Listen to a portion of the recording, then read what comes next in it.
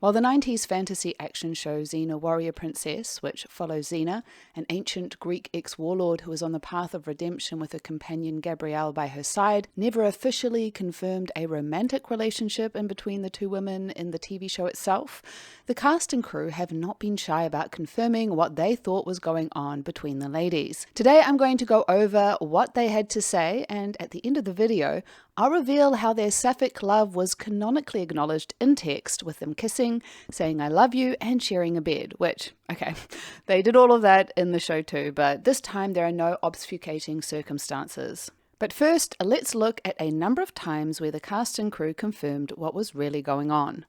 Stephen Alsears, one of the head writers on the show, did an interview where he lays down over a 2-hour interview just how he, among other things, viewed their relationship. The studio did say, can you remind people that, Xena still likes guys and Gabrielle still likes guys, but they never said they can't like each other. And I'm thinking to myself, okay, what you have described to me is either the ultimate bisexual or what you've described to me is many of my friends who were lesbian, but were denied that identification and fought themselves, and then finally came out, liberated themselves.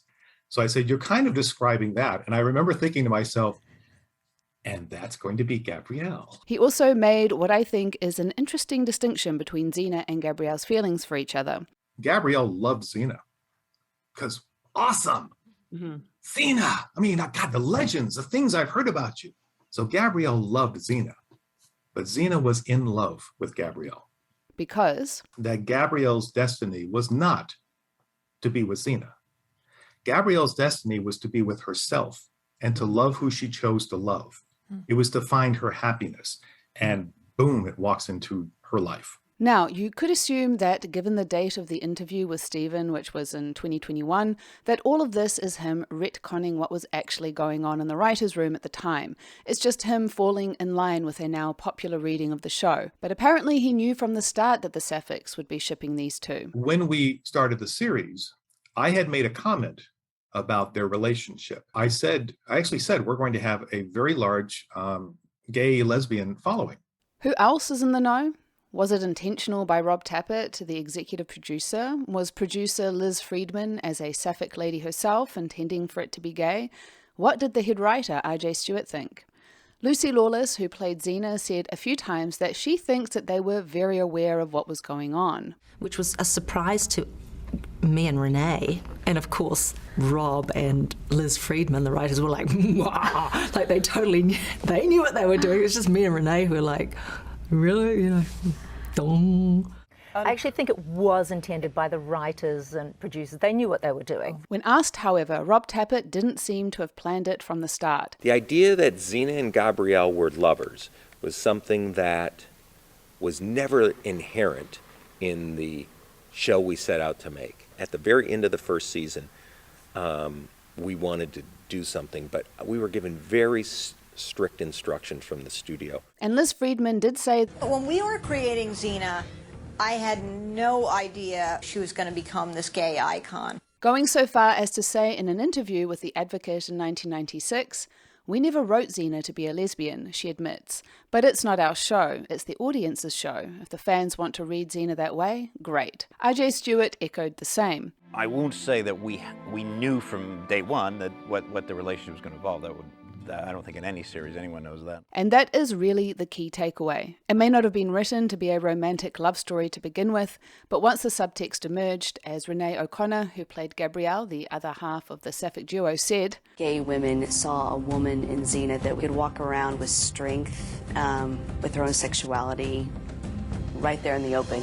Another reason that lesbians love Xena is that Xena had this tough exterior, but she loved her best friend, and her best friend was a woman. We always got the tongue-in-cheek quality of it all, and we had fun with each other, and it was titillating, and it was sexy and fun, and we went with it. We definitely went with it. And they really did go with it. The show famously became aware of the sapphic following and the lesbian icon status Xena was gaining in Season 1, Episode 8, Prometheus. There was a moment where Renee and I, when Episode 8 had screened, and there was a big brouhaha from the of excitement from the lesbian community, where Renee and I went, the lesbian community? You were kidding me. Whoa, that's cool. We never counted on that. And from there, they leaned into that subtext. There was a scene where Xena and Gabrielle are sitting in the hot tub. Are you sitting on the soap? I was wondering what that was. I just thought there's so many possibilities of what did she think it was, or what is it, and what is it usually when she and Xena are in the hot tub. In Season 1, Episode 19, Altered States, they very purposefully played with the double entendres. Come on, Gabrielle. You've been wanting to do this for ages.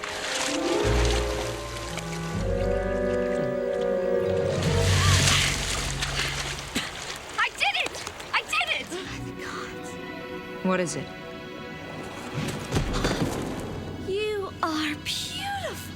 By the time they got to the final season, according to one of the writers in the Ring trilogy, Joel Metzinger, said of having Brunhilde fall in love with Gabrielle, in this episode, Brunhilde and Beowulf fell in love with Gabrielle. There was really no mention or concern given about gender at all. I think by this time, with the whole Xena Gabrielle thing, a woman falling in love with another woman was just no big deal. It wasn't even a part of the discussion, really. These were two warriors that were falling in love with Gabrielle. And as we know, Xena, as her soulmate, wakes her with a kiss on the lips. Hudson Lyke, who brought to life the delicious villain of Callisto, certainly knew because of a throwaway comment she made when she did a behind-the-scenes commentary for the Season 3 two-parter finale, The Sacrifice. Listen to your wife, Xena. Ted Raimi, who played the bumbling warrior wannabe Joxer, was also very aware of what was what too. Joxer's always curiously ignorant about their sexual relationship. When it comes to Renee and Lucy, I think that they took their time wrapping their heads around it. I don't think that they were ever against it. But I did find this interview of Renee, who, despite the Gabrielle and Xena kiss in the Quest, was, perhaps in a tongue-in-cheek way, perhaps not, said, Okay, we're trying to take the theme from the movie Ghost, where Xena's spirit goes into another person's body, and actually she was in the body of Bruce Campbell, who plays Autolycus. I see her for an instant, and she's a ghost, and it's a friendship thing. Buddies. We're buddies, yeah. And Cousins. There was a bit of a kiss, but then what we did is we were trying to, we switched and we had Bruce Campbell and I locking lips so that you never really knew if we kissed or not. But then some years later, when doing a commentary on the return of Callisto, had something of an epiphany. Oh my God! I was like, what happened? I don't remember that. You know, Xena slipped to the tongue. Where did that come from? What's going on there? What the? Oh, this is okay. So now I understand. I get it now. I mean, what were we thinking? Of course. I can't imagine why people thought there was subtext in this. Now, I do have to issue a wee correction on a previous video where I go over all of the kisses Xena and Gabrielle share on the show. I've linked that in the title cards. Rob Tappert with Lucy and Renee did a commentary video on the final Xena episode where Xena and Gabrielle kissed, or more specifically, passed water from Gabrielle's mouth to Xena's, and then their lips lingered softly in a totally unnecessary but truly delightful way. All right. You girls made me shoot this. I didn't want to. But I have been told by those more knowledgeable than I in Xenalore that that was in fact a joke, and it was actually he who made sure it was scripted and filmed, which really just reinforces how in on this reading of Xena and Gabrielle's relationship everyone was.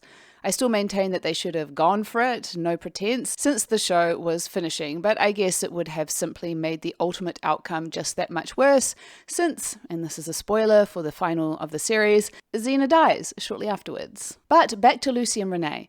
I had a comment or two on a previous video I made on Xena saying that Lucy had been dismissive of the subtext in the past, but it's clear that she realized the importance of the representation and has now fully embraced it. Xena and Gabrielle were a couple.